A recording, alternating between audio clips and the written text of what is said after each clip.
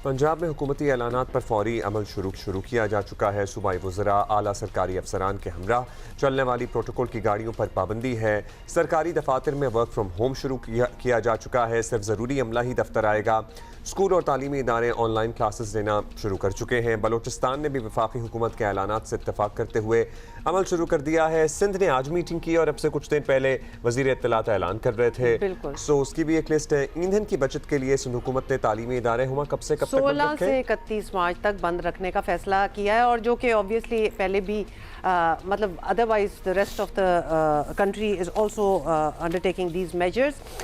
अच्छा चलें आए इस पे बात करते हैं ज़रा कि कितना फ़र्क पड़ेगा इन चीज़ों से।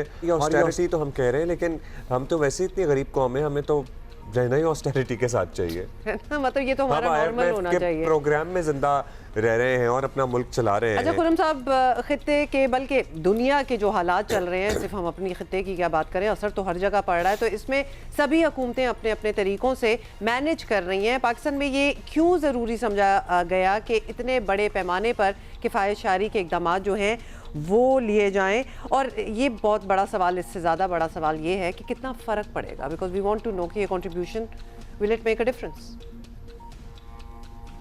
बिस्मिल्लाहिर्रहमानिर्रहीम, बहुत शुक्रिया मुझे प्रोग्राम में लेने के लिए। देखें, ये तो मेरे ख्याल में बहुत ज़रूरी हमेशा से रहा है, ख़ासकर हमारे जैसे ममालिक के लिए, जहाँ पे जिनका बहुत बड़ा हिस्सा जो है एनर्जी का कंजम्पशन का, तवानाई कंजम्पशन का, वो जो है बैरूनी फैक्टर्स पे जो है डिपेंडेंट होता है और इम्पोर्ट किया जाता है। हमारे यहाँ भी ये रहा है कि हमारा सिग्निफिकेंट हिस्सा जो है एनर्जी कंजम्पशन का हमने इंपोर्ट किया है। जब भी आप इंपोर्ट करते हैं, नेचुरल चीज़ है कि आप जो ग्लोबल फैक्टर्स होते हैं उस पर डिपेंडेंट हो जाते हैं, बहुत ज़्यादा एक्सपोज हो जाते हैं, और आपको फिर वही प्राइसिंग जो है इम्पैक्ट करती है और सप्लाईज भी इम्पैक्ट करती है। और आपने देखा है कि जंग की सिचुएशन हुई है तो ना सिर्फ हम पे, पूरे रीजन पे, अब तो पूरी दुनिया पे इम्पैक्ट जो उसके आना शुरू हो गए हैं। तो इस वजह से energy conservation as a way of life होनी चाहिए, खासकर उन कंट्रीज के लिए जो कि एनर्जी को बहुत ज़्यादा इंपोर्ट करते हैं, बहुत बड़ा हिस्सा इंपोर्ट करते हैं। तो मेरे ख्याल में और इसमें एक यूनिटी का भी एंगल है कि पब्लिक पे बर्डन अगर है तो गवर्नमेंट खुद भी अपने ऊपर जो है कदम लगाए, अपने आप को जो है वो बेहतर करे। और ये ना सिर्फ फेडरल गवर्नमेंट बल्कि प्रोविंशियल गवर्नमेंट्स अपना रोल प्ले कर रही है। और ऑफ कोर्स एक यूनिटी होनी है, सबने मिलकर इसको जो है इस चैलेंज को हैंडल करना है, एड्रेस करना है, मैनेज करना है। तो आई थिंक ये बहुत ज़रूरी था।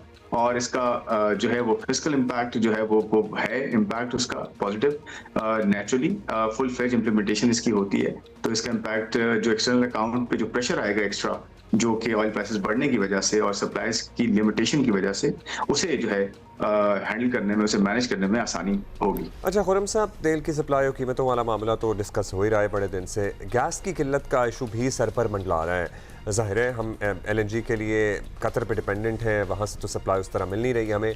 सो इस सेक्टर में भी हम किस तरह प्रिपेयर्ड रहें? कितने मसाइल आ सकते हैं? कीमतें कितनी बढ़ने वाली हैं, क्योंकि ऑलरेडी बढ़ना शुरू तो हो गई हैं। गैस की कीमतें भी बढ़ी हैं और नेचुरली, लेकिन उसका एक जो है वो स्केड्यूल है गैस की कीमतों का, वो भी आएगा। लेकिन देखिए, जहाँ तक शॉर्टेज की बात है, मेन जो इशू है वो अवेलेबिलिटी है। आज जो है कतर फोर्स मेजोर जो है वो डिक्लेयर कर चुका है, यानी कि उसने हाथ खड़े कर दिए कि वो नहीं दे सकता। इस तरह कुवैत कहता है कि जी अब मैं डीजल नहीं प्रोवाइड कर सकता, क्योंकि वो तो जगह भी बांधे और वहाँ पे हमले भी हुए हैं। तो उसका एक इम्पैक्ट डेफिनेटली होता है। लेकिन देखिए, इसमें अच्छी बात क्या है, जैसे मैंने पहले भी आपके प्रोग्राम में ये चीज़ हाईलाइट की थी कि ये जो गर्मियां है ना, ये जल्दी शुरू हुई है, जिसकी वजह से गैस की जो डिमांड है ना वो कम होना शुरू हो जाती है।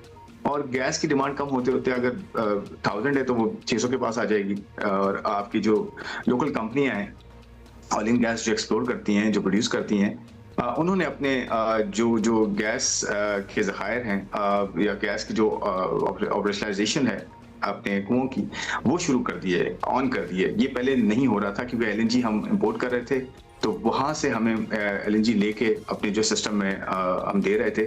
अब क्योंकि वो LNG नहीं है इंपोर्टेड, अब आपकी जो लोकल गैस है वो आना शुरू हो गई है। और ये अच्छी बात है कि एक अपॉर्चुनिटी, ब्लेसिंग इन डिस्गाइज भी एक तरह से हो गया है कि आप इंपोर्टेड गैस से हो सकता है आपकी जान टोटली छूटे और आप अपनी गैस पर रिलाई करें। लेकिन ऑफकोर्स आपकी डिमांड ऐसे ऐसे बढ़ती है इकोनॉमिक ग्रोथ के साथ, तो नेचुरली आपको जो है वो फिल इन करनी पड़ती है इंपोर्ट के साथ भी और लोकल गैस भी।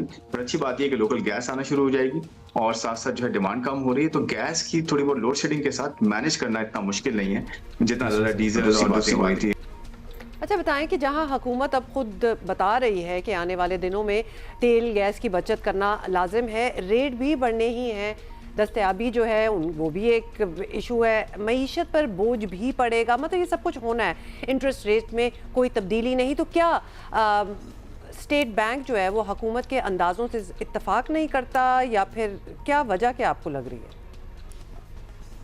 देखिए, ये तो स्टेट बैंक की कॉल है। स्टेट बैंक इसका अच्छे तरीके से जो है वो जवाब दे सकते हैं। वो इंडिपेंडेंट एक जो है रेगुलेटर है, और आई थिंक वो माइंडफुल हैं इस चीज़ के कि किस तरह से आगे जो है वो सिचुएशन अनफोल्ड हो रही है, महंगाई की सतह कैसे रहेगी। हालांकि उन्होंने अपनी जो मॉनेटरी पॉलिसी आई है उसमें अगर आप देखें तो बहुत एक्स्ट्राऑर्डिनरी कोई उन्होंने फियर्स नहीं जो है वो बताए हैं। ये कहा है कि सिचुएशन मैनेजेबल अभी फिलहाल है, और आगे जाते हुए इन्फ्लेशन की एडिशन भी बहुत बड़ी नहीं है, और रिलेटिवली जो है वो चीज़ें जो है मैनेजेबल लगती हैं। लेकिन गोइंग फॉरवर्ड स्टेट बैंक जो है ऑफ कोर्स वो उनकी एक अपनी कमेटी है, वो अपना एक कॉल लेते हैं based on research, based on forward looking approach उनकी होती है।